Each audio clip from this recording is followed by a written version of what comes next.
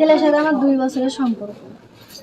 2 বছরের সম্পর্ক। আমার আব্বু আমার বিয়ে ঠিক করছে, ওই না করে দিছে আমাকে। তুমি বিয়ে করছো? আমি আমার আব্বু না করে দিছি। ওই আমার সাথে দেখা করছে, অনেক জায়গায় ঘুরতে নিয়ে গেছে, অনেক কিছুই করছে। আমার ফোনে ওর একসাথে ওর ফোনে আমার ছবিও আছে, আমার ফোনে ভিডিও আছে, সব কিছুই আছে। ওই আমাকে না করে দিছে যে তোমার অন্য জায়গায় বিয়ে দিলে তুমি বিয়ে বসবা না। ওর বলে 3 মাস পরে পরীক্ষা, ও বলে পরীক্ষার মধ্যে আসাটা আমি দিব। তারপরে আমার আব্বু আম্মু জানছে যে আমি ওর সাথে কথা বলছি যে আমাকে বিয়ে করবে, নাহলে তো আমি আসতাম না। আমাকে কইছে দেখে আমি আসছি, নাহলে আমি কোন উদ্দেশ্যে এখন কয়ে আছে আমি জানি না, এখন তো লুকেও রাখতে পারে। আমি ওরা তো সম্পর্ক করছি 13 বছর ধরে, আমরা তো জানি না। আমি একদিন রাত্রে বাইরে হচ্ছি, বাইরে হচ্ছি, দেখি আমার চ্যাংড়া এই ঘর দিয়ে থেকে যাচ্ছে। আমি তারা জানি যে ওরা সম্পর্ক করছে।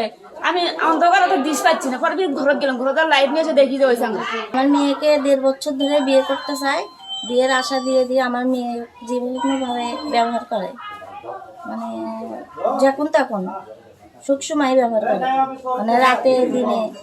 যেহেতু আমার মেয়ের মান সম্মান গেছেই, বিয়ে আমরা সেটাই চাচ্ছি।